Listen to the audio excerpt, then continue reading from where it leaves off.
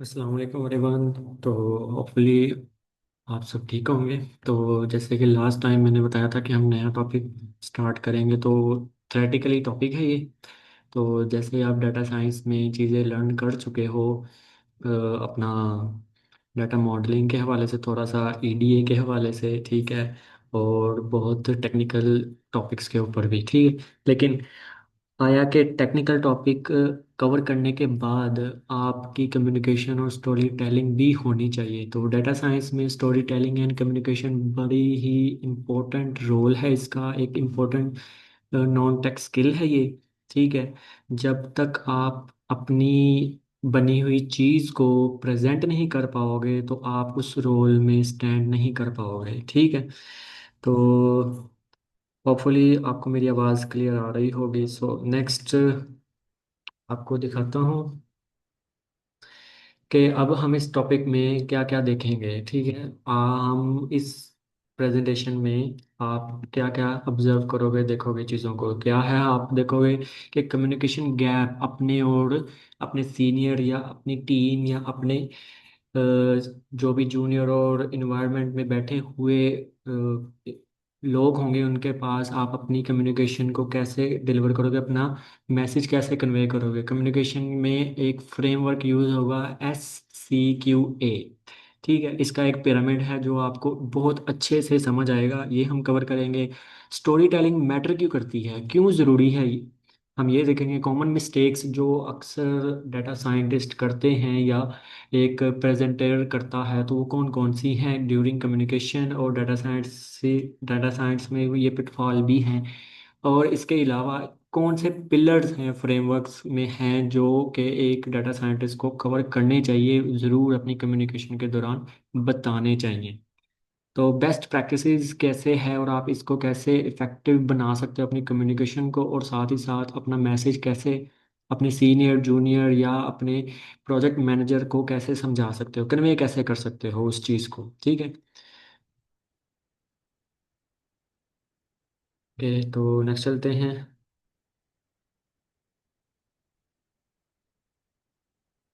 तो communication gap एक data scientist और उसके प्रोजेक्ट मैनेजर या सीनियर जूनियर या वो किसी क्लाइंट को भी अगर वो कन्वे करना चाह रहा है तो क्या गैप कवर करने चाहिए, उसको कैसे, उस गैप को कैसे ख़त्म करना चाहिए।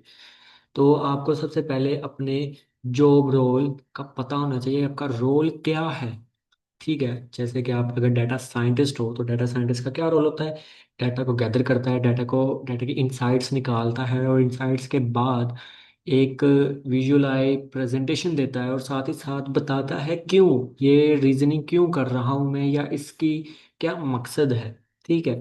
तो आपने जो भी डाटा लेना है वो क्या हो, रियलिटी बेस्ड हो, ठीक है, वो अथेंटिक हो, वो जहाँ से लिया गया है उसका रेफरेंस मौजूद हो, ठीक है, वो बताया जा रहा हो। तो बहुत सारे डाटा एनालिसिस एक्सेल में काम करते हैं, और स्टोरी टेलिंग जैसे कि डैशबोर्ड बनाते हैं, आपने देखे होंगे कि एक्सेल पे डैशबोर्ड ऑटोमेशन के लिए बनाए जाते हैं। तो आपने वो भी यूज़ करने होते हैं, एक्सेल को माइनर यूज़ करते हो, उसमें क्लीनिंग वगैरह एक्सेल में भी की जाती है। जैसे कि आप एक मिसाल के तौर पे समझ लो कि आपके पास दो बेंचों पे, दो बेंच के ऊपर मल्टीपल बुक्स पड़ी हैं और वो रीअरेंज है। कह सकते हैं ब्लॉक ए की बुक्स पड़ी हैं, block B, block three, block four ऐसे पड़ी हुई हैं, लेकिन आप चाहते हो कि वो अरेंज में हो, कोई भी रैंडम बाहर से यूज़र आके उसकी नीश डिज़ायर बुक उसको उसी पोजीशन उसी जगह पर मिले, तो आप उसको क्या करोगे, अरेंज करोगे, शेल्फ में रखोगे और उसको मार्किंग दोगे, टैगिंग दोगे, ठीक है। तो आपने वो चीज़ें एनालाइज करके खुद करनी होती हैं। तो फिर दूसरी चीज़ क्या है, आप disconnect, data science must communicate technical conclusion, ठीक है। जैसे कि अब अक्सर औकात क्या होता है कि मशीन ख़राब हो जाती है, या उसके दौरान क्योंकि मशीन का कोई भरोसा नहीं होता, ठीक है, आप यूज़ करते करते वो स्टक हो गई, बंद हो गई, और विंडोज़ यूज़र को ऑब्वियसली ये इशू फेस करने को मिलते हैं। पर्सनली मैं बताऊं तो मुझे कल भी फेस करने को मिले थे, ठीक है।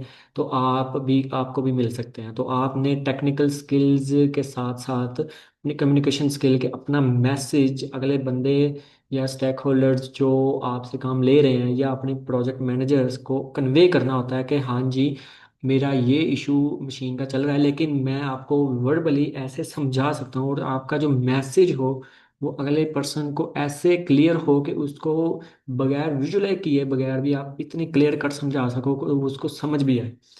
तो इस गैप को कवर अप करने के लिए आप क्या करोगे, आपके पास डाटे का अच्छा खासा नॉलेज होना चाहिए, ठीक है, रिच नॉलेज होना चाहिए आपके पास। प्रेजेंटेशन पुअर नहीं होनी चाहिए। जैसे आप ये वाले पेज भी देख रहे हो, ये भी एक प्रेजेंटेशन स्लाइड है, ठीक है। और इसमें आप एनिमेशन वगैरह लगा सकते हो, चार्ट्स के ऊपर एनिमेशन लगती हैं, ठीक है। इसके ऊपर आप ट्रांजिशन लगा सकते हो और आइकन्स वगैरह लगा सकते हो इसको और रिच बनाने के लिए प्रेजेंटेशन को। तो इससे क्या होगा, इस कम्युनिकेशन गैप को फिल करने से आपसे अपॉर्चुनिटीज लॉस्ट होने के चांसेस कम हो जाते हैं। तो डाटा ड्राइवन डिसीजन, जो आप डाटा लेके उसमें से सॉल्यूशन या उसमें से आप सजेशन करते हो, डिसीजन देते हो, या वो सीनियर आपके डाटा को अंडरस्टैंड अच्छे से कर पा के अच्छा एक डिसीजन लेता है, तो वो गैप खत्म हो जाता है। फिर आप रिड्यूस करते हो इन्फ्लुएंसर्स को। इन्फ्लुएंसर्स क्या उनसे होते हैं जो अपनी कह सकते हो कि पैसे लगाते हैं, या उसमें आपकी रिडक्शन कम हो जाता है, reduce of the data teams in organisation. जो इमेज है टीम्स की वो बरकरार रहती है आपके एक छोटे से कम्युनिकेशन से या स्टेप से। फिर स्टेक होल्डर कंफ्यूज नहीं होते, आप जो उनको समझा रहे हो या उनको डिसीजन देने में मदद दे रहे हो या अपना डाटा कन्वे करने की कन्वे करवा रहे हो, तो वो स्टेक होल्डर उस कम्युनिकेशन के दौरान आपको अच्छे से समझ पा रहे होते हैं। तो रूट कॉज क्या है, इसकी अंदरूनी जड़ क्या है, तो आपको पता होना चाहिए। Data scientist often communicate a linear manner, ठीक है। एक आ रही होती है कि आप उस लीनियर से दूसरी तरफ लेके जा रहे हो, यानी कि एक चीज़ के बढ़ने से दूसरी चीज़ कम हो रही है, बढ़ रही है, क्यों हो रही है, रीजनिंग बताते हो, एक्सप्लेन करते हो, एनालिसिस के थ्रू, एक सॉलिड स्टैटिकल डिस्क्रिप्शन के थ्रू आप बताते हो, सब एक चीज़ में बताते हो। एक वर्ड यूज़ किया जाता है ईडीए में, केपीआईज। आपको याद हो मैंने ये वर्ड भी बोला था, आपने केपीआईज बनानी है। इसका मतलब होता है की परफॉर्मेंस इंडिकेटर। क्या परफॉर्मेंस हो रही है एक की वजह से, दूसरा इंडिकेटर कैसे वो परफॉर्मेंस बदल रहा है, ठीक है। तो आप वो रूट कॉज डिटेक्ट करते हो। आगे आ जाता है स्टोरी टेलिंग, एक क्रूशियल थिंग है। वैसे आपने एक वर्ड सुना होगा इम्पोर्टेंट और नेसेसरी, एक वर्ड होता है क्रूशियल। क्रूशियल होता है बहुत ही अहम, ठीक है। अब स्टोरी टेलिंग, चाहे तो आप डाटा एनालिटिक्स पार्ट में हो या डाटा साइंटिस्ट के पार्ट में हो, दोनों सूरतों में आपको डाटा को प्रेजेंट करना अहम है, ठीक है। वो एक क्रूशियल थिंग है जो आपको पता होनी चाहिए। ये आपकी नॉन टेक्निकल स्किल है जिसको आप किए बगैर उस पोजीशन, उस रोल में आप स्टक नहीं हो सकते, यानी कि आप उसमें अपने पाँव नहीं जमा सकते। तो आपको ये नॉन टेक स्किल भी पता होनी चाहिए। जैसे कि अगर एक पर्सन क्वेश्चन करता है और 10 बंदों में से उस 10 बंदों में से सिर्फ 2 को समझ आती है, 8 को समझ नहीं आती, तो इसका मतलब है जो क्वेश्चन कर रहा है उसको अपना मैसेज कन्वे नहीं करना आ रहा, ठीक है।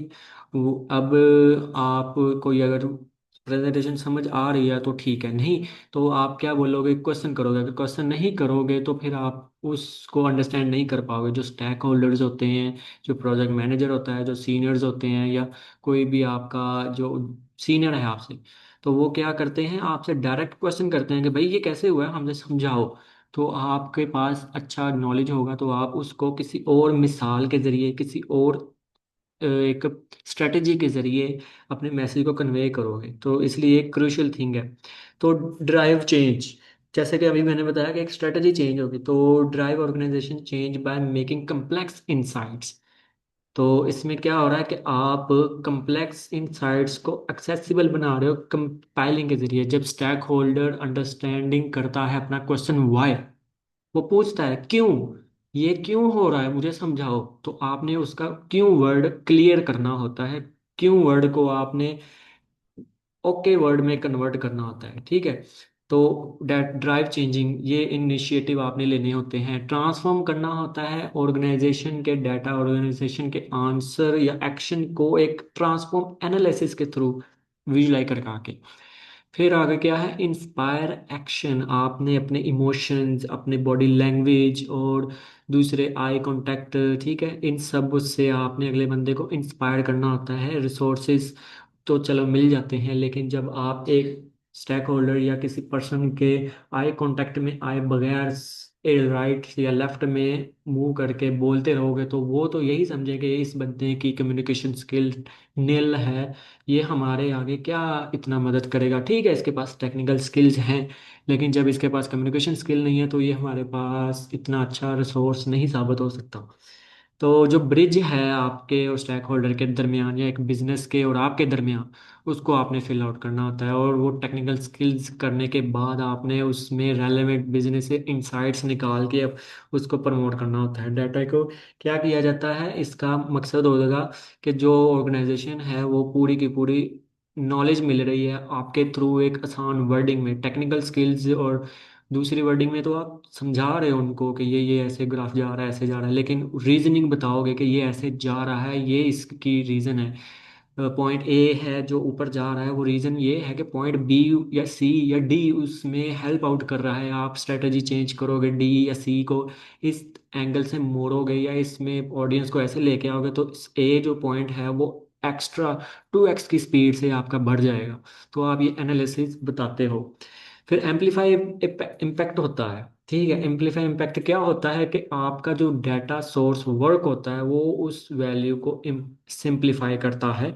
ठीक है, अब कम्युनिकेशन के दौरान दौरान वो आपके डाटे को अच्छे से समझ आते हैं, आपके चार्ट को समझ आते हैं, आपके डेरिवेशन को समझ आते हैं, डेरिवेशन जो आपने निकाली होती है। ठीक है, और इससे जो स्टेक होल्डर्स या प्रोजेक्ट मैनेजर हैं वो आगे अपने सीनियर्स को या अपने काम में वो अच्छा डिसीजन ले पाते हैं। इससे पोजीशन डाटा की टर्म्स या स्ट्रेटेजिक पैटर्न पार्टनर को मदद मिलती है। ठीक है, और नेक्स्ट चलते हैं। जस्ट अ सेकेंड, स्टक हो गया है। देखा, जैसे अभी मैंने बताया कि मशीन का कोई यानी कि भरोसा नहीं, तो आगे स्लाइड में चलते हैं। अब स्टोरी टेलिंग के कुछ बेसिक बेस्ड हैं कि आपको ये चीज़ें पता होनी चाहिए स्टोरी टेलर क्या करता है। अक्सर आपने मैट्रिक में, इंटरमीडिएट में सुना हो, ये बच्चा, ये लड़का या ये लड़की बड़ी यानी कि स्टोरी बाज है, बहुत अच्छी स्टोरी सुनाती है। झूठ भी बोलते हैं तो ऐसे स्टोरी से सुनाते हैं अगला बंदा इंप्रेस हो जाता है। ठीक है, जिसको हम पंजाबी में गप कहते हैं, गप मार रहा है, गप मार रहा है, तो वो चीज़ भी एक तरह का स्टोरी टेलिंग ही होता है। तो अब सबसे पहले क्या चीज़ है, आपका डाटा। डाटा सबको पता है क्रूशियल थिंग है, और उसके बारे में किसी, सबसे इंपॉर्टेंट चीज़ डाटा मिलना बड़ा मुश्किल है। जब मिल जाता है उस पर फिर काम करना शुरू होता है। तो डाटा जब मिलता है तो उसकी अंडरस्टैंडिंग आपने सबसे सबसे ज़्यादा करनी होती है कि डाटा किस रिलेटेड है, ये क्या, कौन सा इंडिकेटर है, ये रैंडम है कि नहीं है, इसमें क्लैरिटी नज़र आ रही है मुझे, नहीं आ रही। एक कॉलम है उसका वेटेज बाकी कॉलम्स पे कितना लगा हुआ है कि मैं अगर इस कॉलम को ख़त्म कर देता हूँ तो क्या आया कि ये मेरा डाटा वीक हो जाएगा या स्ट्रॉन्ग ही रहेगा। तो इसमें की प्रिंसिपल क्या है, आपका अहम रोल क्या है, आपने not all data is useful. ठीक है, जो आपका कॉलम्स में सारा का सारा डाटा यूजफुल नहीं है, कुछ कॉलम्स होंगे जो अननेसेसरी होंगे, आप क्या करोगे, सिंपल उनको ख़त्म कर दोगे। तो जो इम्पोर्टेंट है आपने उनको कैरी करना है, उनकी वेटेज जो उनकी इम्पोर्टेंस है उसको लेके जाना है। जैसे कि एक मार्केट में मार्ट का डाटा है, तो मार्ट के डाटा में आपको प्रोडक्ट की आइटम्स वगैरह का है, लेकिन सेल्स और जो कस्टमर की एज है उस बेस्ड पर आप चाहते हो कि मुझे पता चले कि कौन लोग कौन सी प्रोडक्ट ज़्यादा ले रहे हैं। तो इसमें आप दिन भी देख सकते हो, लेकिन इसमें जो प्रोडक्ट आईडी होगी उस डाटा में, तो उसकी आपको ज़रूरत नहीं होगी, क्योंकि वो प्रोडक्ट की आईडी प्रेजेंटेशन के दौरान आप तो ये नहीं बताओगे कि ना प्रोडक्ट नंबर ये फलानी, प्रोडक्ट नंबर ये फलानी इतनी चल रही है, नहीं, प्रोडक्ट का सर्टिफाइड नेम बताओगे या कैटेगरी बताओगे सिंपली। तो उसके बाद आप विजुअलाइजेशन करवाओगे, वही ईडीए सिंपल। ठीक है, याद हो आपको, एक्सप्लोरेटरी डाटा एनालिसिस आप कर रहे हो, अंडरस्टैंडिंग बिठा बिठा रहे हो, क्लियरली सारी चीज़ें समझा रहे हो अपने ऑडियंस को। ठीक है, अपने स्पीकर्स को या सीनियर्स को। वो क्या है, क्लियरली इम्फेसाइज कर रहा होगा आपके वर्ड्स को चार्ट्स के थ्रू। फिर आप नरेटिव, नरेटिव क्या होगा कि एक बोल रहे होंगे the structure that creates meanings. आपने चार्ट्स बनाया, पाई चार्ट बनाया, गैंट चार्ट बनाया, या मल्टीपल चार्ट्स बनाए।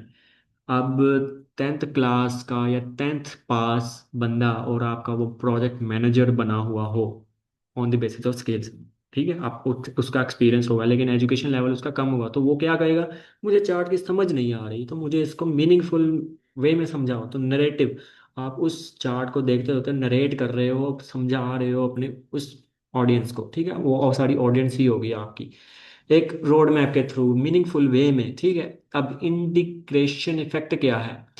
Data without visualization overwhelm the audience. Without data visualization आप ऑडियंस को अपने वर्ड से समझा नहीं पाओगे अच्छे से, इसलिए कोई ना कोई शेप चार्ट आपको बनाना पड़ेगा। Visualisation without narrative confuse the message. Simple लिखा हुआ है, अगर अकेला आपका चार्ट ही दिखा रहे हो आप और आप बोल नहीं पा रहे, समझा नहीं पा रहे उस चार्ट को, तो ये क्या है, रिलेट कर रहा है पिछले वाले पॉइंट से। तो ये दोनों चीज़ें नेसेसरी हैं। फिर नैरेटिव विदाउट डाटा, आपके पास नॉलेज नहीं है उस चीज़ का, तो फिर आप कैसे कन्वे मैसेज कर पाओगे? ऑलराइट। तो क्वेश्चन वगैरह हुआ तो आप पूछ लेना, ठीक है, मैसेज में पूछ लेना या इसी वीडियो के नीचे। ओके, तो पिरामिड्स, जैसे आपने पिरामिड देखा हो, इजिप्ट में पिरामिड क्या ट्रायंगल शेप के होते हैं, तो ट्रायंगल में एक पॉइंट है। अब एक पॉइंट सबसे ऊपर क्या है मेरा, की इनसाइट्स रिकमेंडेशन। जैसे मेरा पिरामिड है ये, लेट मी ड्रॉ दिस, ये मेरा पिरामिड है, ठीक है। और इस पिरामिड में इस पॉइंट पे मेरा की इंसाइट्स रिकमेंडेशन, मैं ये वाली इंसाइट्स बना रहा हूँ, तो मैं रिकमेंड भी यही करूँगा। क्यों करूँगा भाई, कि क्या रीज़न है, मैं जहाँ पर लाइन चार्ट बनाना है मैं उस वहाँ बार चार्ट बना रहा हूँ। यहाँ पर गलत होगा, लाइन चार्ट कहाँ होगा, आपको याद हो ट्रेंड के लिए बार चार्ट कहाँ होगा, कैटेगरी। लेकिन अगर लाइन चार्ट, उस बार चार्ट में भी आप बना सकते हो क्योंकि वो कैटेगरी को ही डिवाइड करेगा, उसकी फ्रीक्वेंसी बता देगा, ठीक है। लेकिन बार चार्ट दोनों बनेंगे, लेकिन आप बार चार्ट में अपना ट्रेंड नहीं समझा पाओगे कि ये मेरा ट्रेंड ऐसे जा रहा है, वो तो लाइन चार्ट हम सही पे सही क्लियर कट बताएगा। तो इसलिए आपने की इनसाइट टेक वे निकालनी है। फिर उस की को आपने सपोर्टिंग आर्गुमेंट देने हैं। आर्गुमेंट क्या होता है, एक रीजनिंग आंसर देना है, 3 से 4 पॉइंट्स का हो सकता है, एक पैराग्राफ का हो सकता है, एक बुलेट पॉइंट्स के हो सकते हैं, कि ये वाली लाइन यहाँ टॉप पे गई है, पीक पे गई है, रीज़न ये है कि वो रीज़न क्या थी, रमज़ान आ गया या ईद आ गई या कोई त्यौहार आ गया, तो इस वजह से ये वाली सेल्स यहाँ पीक तक चली गई। तो आपने आर्गुमेंट देना है उस चार्ट को देखते हुए भी और अपने डाटा की अंडरस्टैंडिंग को देखते हुए भी। फिर आपने उस चार्ट्स की एविडेंस भी देने हैं, जैसे कि पॉइंट 2, अब जैसे ये ट्राइंगल है, ठीक है, पॉइंट 1, ये 1 है, ये 2 है और ये 3 है, ठीक है। जैसे मुसल्लिस के 3 पॉइंट्स होते हैं, 1 2 3, तो वो एक दूसरे को अटैच हैं, तो एक चीज मिस मतलब आपका पिरामिड खराब। तो आपको ये तीनों चीजें कवर करनी पड़ेंगी।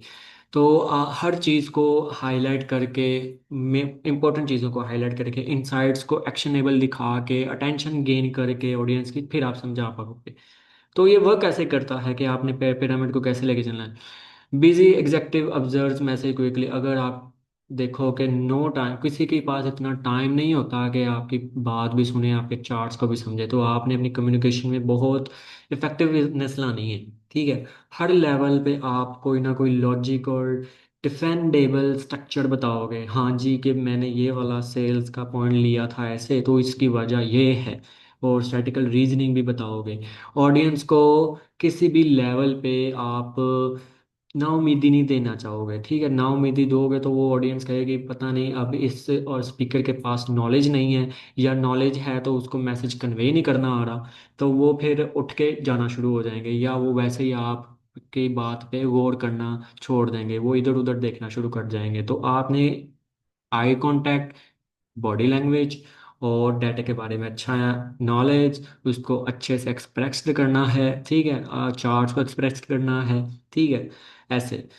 और जैसे कि अब एक एग्जांपल है, मैंने रियलाइज्ड किया Q1 Q3 data, build our model, tested hypothesis and found, वगैरह वगैरह। आप अब टेक्निकल वर्ड बोल रहे हो, अब नॉन टेक्निकल बंदे को Q1 Q3, ये क्वार्टाइल 1 क्वार्टाइल 3 हाइपोथेसिस का नहीं पता होता है, ए बी टेस्टिंग का नहीं पता होगा, ची स्क्वेयर का नहीं पता होगा, और जो टर्मिनोलॉजी आप टेक्निकल स्किल्स में यूज़ करते हो वो नहीं पता होंगी, तो आप क्या उनको समझाओगे? टेक्निकल स्किल्स तो नॉन टेक्निकल बंदे को समझ नहीं आएगी, तो आप इसके अल्टरनेट वर्ड्स बोलोगे जो कि बताए जाएंगे कि हाँ जी ये मेरा, जैसे मैंने अभी आपको पिरामिड की मिसाल दी। पिरामिड में 3 पॉइंट होते हैं, एक पॉइंट ये है, दूसरा पॉइंट ये है, तीसरा पॉइंट ये है, तो उस वो बैकबोन है एक दूसरे की, अगर एक पॉइंट खराब तो आपका पिरामिड खराब। ऐसे आप बहुत ही लेमैन वर्ड से समझाओगे। ठीक है, तो let me clear this and continue to next slide. अच्छा, अब जो मैंने बोला था SCQA फ्रेमवर्क, तो SCQ क्या होता है? Situation, complication, question and answer. Situation क्या होगी कि अब रमज़ान आ रहा है, तो सिचुएशन एक बन गई है, रमज़ान एक ओकेजन आ रहा है हमारा बहुत अच्छा, यानी कि रोज़े रखने और इबादत के लिए महीना आ रहा है। तो एक सिचुएशन आ गया है, एक कॉन्टेक्स्ट बिल्ड हो गया कि हाँ जी ये रेलेवेंट बैकग्राउंड है हमारा, तो रमज़ान के दौरान ऐसे ऐसे सेल्स बढ़ती है। हम कंपाइलेशन इंट्रोड्यूस करते हैं प्रॉब्लम। अब हम कैसे अपनी सेल्स बढ़ाएंगे, ये मेरी है प्रॉब्लम कि मैंने अब मार्ट शुरू किया है तो मैं उसकी सेल्स बढ़ाना चाहता हूँ, कैसे बढ़ाऊंगा? तो आप सारा सिनेरियो समझोगे, देखोगे, टेंशन या आर्गुमेंट्स या इंसाइट्स KPIs बनाओगे खुद से, या पूछोगे अपने सीनियर या सर्वे लोगे लोगों का। तो क्वेश्चंस क्या होंगे? सेंट्रल क्वेश्चन होंगे, जो कॉमन चीज़ें, कॉमन क्वेश्चंस होंगे, आप उनसे KPIs बनाओगे, उनसे चार्ट्स और उनसे एनालिसिस करके एक डिसीजन एक बनाओगे। तो वो क्वेश्चन का फिर एक आंसर निकलेगा जो ड्राइव डाटा ड्रिवन रिकमेंडेशन होगा, जो नेक्स्ट लेवल पे आपको और आपके ऑर्गेनाइजेशन में स्टेप या डिसीजन लेने में मदद करेगा। ठीक है, SCQ होपफुली क्लियर होगा। सिचुएशन आती है, उसको कंपाइलेशन किया जाता है, उस कंपाइलेशन के दौरान क्वेश्चन या सर्वे बनाया जाता है, सर्वे में जो इम्पोर्टेंट क्वेश्चंस होते हैं उनका आंसर, फिर वो जो आंसर है वो एक डिसीजन डाटा है, डिसीजन निकलता है जिस पे रिलाय करके आप अगला स्टेप लेते हो। आप नहीं बेसिकली लेते, वो जो सीनियर लेते हैं या जो ऑर्गेनाइजेशन चला रहे हो, तो आप सिर्फ सजेशन करते हो अपने एविडेंस के थ्रू। और राइट, तो रियल वर्ल्ड एग्जांपल समझ लो कि जैसे clinical survey, 10,000 patient monthly but way time sir average, 10,000 patient monthly आते हैं और वो इंतज़ार करते हैं 45-45 मिनट बाद। तो ये आपका क्या है? सिचुएशन है। सी क्या company? Patient satisfied drop when they wait exceed 30 minutes. Patient satisfy होता है जब उसको 30 मिनट से ज़्यादा दिए जाते हैं। ठीक है, और क्यों क्या है? How can we reduce the time to improve satisfaction. हम टाइम भी कम करना चाहते हैं और टाइम कम करना चाहते हैं और पेशेंट की सेटिस्फेक्शन भी रखना चाहते हैं। तो ये क्या है? क्वेश्चन है। और तीसरा आखिरी पॉइंट क्या है? Answer. Optimize staff schedules and implement a triage dash system. एक ऐसा न्यू आंसर, अब सिचुएशन भी मिल गई, कंपाइलेशन भी मिल गई, क्वेश्चन भी मिल गई, अब हमने आंसर निकालना है, सोल्यूशन बताना है, सोल्यूशन ढूंढ के लाना है कहीं से भी। तो आप क्या करोगे? स्टाफ की शेड्यूलिंग कर दोगे, स्टाफ ऐसे ऐसे, इस दौरान ये स्टाफ होगा, इस दौरान ये स्टाफ होगा, और इम्प्लीमेंट करोगे, ट्राई एज करोगे सिस्टम को दोबारा, यानी कि दोबारा तो नहीं, उसमें अपडेशन करोगे, क्योंकि एक सिस्टम बनाने में बहुत ज़्यादा टाइम लगता है, टाइम के साथ साथ वो वक्त बहुत मांगता है, क्योंकि एकदम से ही एक सिस्टम में बैठना बहुत मुश्किल होता है। ओके, तो from data to insight to action. अब डेटा को इंसाइट्स, इंसाइट से एक्शन की तरफ, आपने एक क्वेश्चन कर लिया, क्वेश्चन को क्लियर डाटा बना दिया, जैसे कि EDA में आप करते हो, 6 स्टेप्स होती हैं। आपके पास क्वेश्चन है, प्रॉब्लम है, उस प्रॉब्लम को अंडरस्टैंड करते हो, उसमें जो डाटा में क्लीनिंग श्लीनिंग और एनालिसिस वगैरह सारा करते हो। एनालिसिस में आप इमेजेस और सिंपल ऑब्जर्वेशन लिखते हो, साथ ही साथ आप बताते हो कि ये वाला चार्ट मैं यूज़ करने जा रहा हूँ, क्यों यूज़ करने जा रहा हूँ। वो विजुअलाइजेशन बनाते हो, विजुअलाइजेशन में आप उसकी ऑब्जर्वेशन लिखते हो, इनसाइट्स लिखते हो, पीक वैल्यू लिखते हो। ठीक है, इंटरप्रेट बताते हो, व्हाट डज दिस मीन, के क्या मतलब है इस विजुअलाइजेशन का, मैं ये क्यों यूज़ कर रहा हूँ और हमारे ऐसा यूज़ करने का पर्पज़ क्या है। फिर आप एक्शन बताते हो कि लास्ट में ये 5 पिछले पॉइंट करने के बाद लास्ट में एक आप बताते हो आया कि ये वाला स्टेप करके हमारी ये वाली प्रोग्रेस हो सकती है। हो सकती है, नॉट श्योरिटी कि आप कर लोगे, क्योंकि ये सारा एक अंडरस्टैंड और इनसाइट्स के थ्रू आ रहा है। और ये बस क्रिएट होता है इन्फ्लुएंसर डिसीजन एंड, और जब आप ये सारी चीज़ें बताते हो, फिर अगला जो इन्फ्लुएंसर है, स्टेक होल्डर, उसका माइंड अगर चाहे तो वो करेगा डिसीजन। आप उसको डिसीजन लेने में इंसिस्ट नहीं कर सकते, आप सिर्फ उसको सजेस्ट बता सकते हो कि ये रीजनिंग है, ये अथेंटिसिटी है जो मैंने डाटा से निकाली है, आपका ये अगर करते हो तो इतना हो सकता है, बाकी आप और अंडरस्टैंड डाटा को बताओ। ठीक है। अब कॉमन मिस्टेक के जो डाटा साइंटिस्ट या डाटा स्टोरीज को मारती हैं, ठीक है। Drill down of this story, dragging audience through your entire analysis process instead of presenting findings. Data stories needs heroes conflicts, जैसे कि अब आप अक्सर मूवीज देखते हो, एक विलन होता है, एक हीरोइन होती है और एक हीरो होता है। तो क्या होता है कि स्टोरीज में जब तक हीरो ना होगा तो मज़ा नहीं आएगा, विलन नहीं होगा तो मज़ा नहीं आएगा, हीरोइन नहीं होगी तो मज़ा नहीं आएगा, ठीक है। जर्नी होगी, कोई थ्रिल होगा, एक्शन होगा, तभी मज़ा आता है। तो ऐसे ही आपने अपनी स्टोरी, डाटा स्टोरी में बताना है कि भाई मेरी ये प्रॉब्लम आई है, प्रॉब्लम में ये पॉइंट्स थे, प्रॉब्लम ने ये डिसएडवांटेज दिया, प्रॉब्लम ने ये मुझे इफेक्ट मारा, या ये ऑर्गेनाइजेशन इफेक्ट दिया, तो आप उसको कैसे टैकल कर रहे हो। फिर एक लड़का या एक डिसीजन मेकर आया, उसने कैसे सारी सिचुएशन को कवर अप किया, अंडरस्टैंडेबल बनाया और उसको सिचुएशन को हैंडल किया। तो ये क्या है, स्टोरी है। अब उस स्टोरी में जो सिचुएशन को हैंडल कर रहा है वो क्या है, एनालिसिस कर रहा है। हर बंदा फिर सोचेगा कि आया कि ये सिचुएशन को ऐसे भी हैंडल किया जा सकता था, तो वो गाइडेंस लेता है, ठीक है, वो किसी से सजेशन लेता है। स्टोरीज एनालिसिस स्टोरी के एनालिटिकल एडवेंचर होता है इसमें, कि आप डाटा को सारे के सारे को देख भाल के छांटी करके समझते हो। तो गुड स्टोरी क्या होती है और बैड चार्ट क्या होता है। स्टोरी आपकी अच्छी है लेकिन वो स्टोरी पे आप गलत चार्ट प्रेजेंट कर रहे हो, जैसे लाइन चार्ट की ही मिसाल ली है मैंने। तो लाइन चार्ट ट्रेंड करता है, लेकिन वो लाइन चार्ट अगर आप पाई चार्ट बना दो तो नॉट अ गुड डिसीजन। के एक चार्ट स्टोरी आप बता रहे हो उसकी, और आप पाई चार्ट बना दो या हीट मैप बना दो, तो वो इतना आपको और यानी कि वर्ड्स ऐड करके एक्सप्लेनेशन देनी पड़ेगी। लेकिन क्या है, स्टोरी आपकी अच्छी है लेकिन आपने चार्ट गलत यूज़ कर लिया है, उसके हिसाब से नहीं किया। ठीक है। ऑल नंबर्स नो फोकस, ठीक है। ये क्या करता है, आपने हर पॉइंट को मेंशन नहीं करना, ठीक है। Group long tails show only what matters, जो ज़रूरत है उसको बयान करना है, ना कि हर पॉइंट और हर सिंगल वर्ड या नंबर्स को बयान करना शुरू कर देना है। ऑडियंस फोकस डिस्ट्रैक्ट इजीली हो जाता है। या यहाँ पर अगर आप सुन रहे हो क्लास में हो, तो एक बंदा चुटकी मारेगा या एक बंदा हुटिंग करना शुरू कर देगा, तो सारी डिस्ट्रैक्शन ऑडियंस की उधर चली जाएगी। तो जब तक आपके वर्ड में पावर नहीं होगी, आपके प्रेजेंटेशन में पावर नहीं होगी, तो कोई डिस्ट्रैक्शन नहीं होगी। हाँ, अगर आप उसी बंदे के वर्ड को या उसी की एक्शन को अपने में लेके और ड्यूरिंग प्रेजेंटेशन कंफ्लिक्ट करने के बजाय रिलेवेंट बना देते हो, तो आप बहुत अच्छा मैसेज कन्वे कर पाते हो। नेक्स्ट क्या है, बेस्ट प्रैक्टिस कैसे है। तो यूज करना चाहिए आपको TLDR अप्रोच। TLDR अप्रोच है एक, नॉन टेक है और टेक भी है, ठीक है। इसके बारे में आप अपने एंड से देखना। ट्रेंड, लॉन्ग टर्म ट्रेंड और short term trend. DR approach क्या है, क्लियर कंसाइज समराई होती है एक लाइन की। इसमें क्या होता है, आप इम्प्रूव ही करते हो। Recommendation can increase click through rate by 50%, आप रिकमेंड करते हो। हर स्टेज पे आपने मैसेज में कंसाइज वे में बताना है कि मैं हर चीज़ हेडिंग में दे के एक मैसेज, क्लियर कट मैसेज में बताना होता है। अब दूसरा क्या है, एक्शन रेडी टाइटल्स। टाइटल्स बहुत अच्छे होने चाहिए, उसमें इमोजी वगैरह आप लगा सकते हो, ये आपकी मर्जी होती है। लेकिन एक कंसाइज मैसेज, जैसे अभी वर्ड गुजर के गया था Q1 Q3, तो क्वार्टाइल 1 क्वार्टाइल 3 क्या होता है, 25% ट्रायल, 75% ट्रायल थे वो। तो नॉन टेक्निकल बंदे को नहीं समझ आएगी।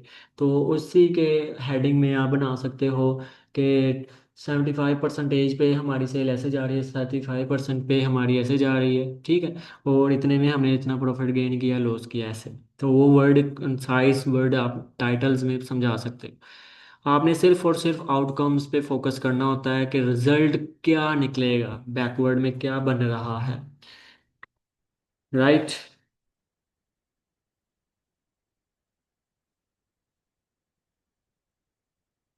आ गया सर, आ गया मैं।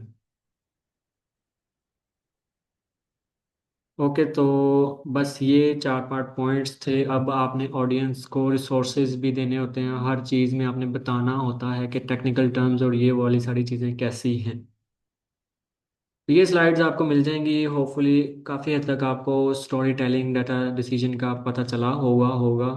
तो जो भी क्वेश्चन होगा आप बाद में मुझसे लाजमी पूछना। ठीक है, तो हम अपनी ये मीटिंग करने करते हैं।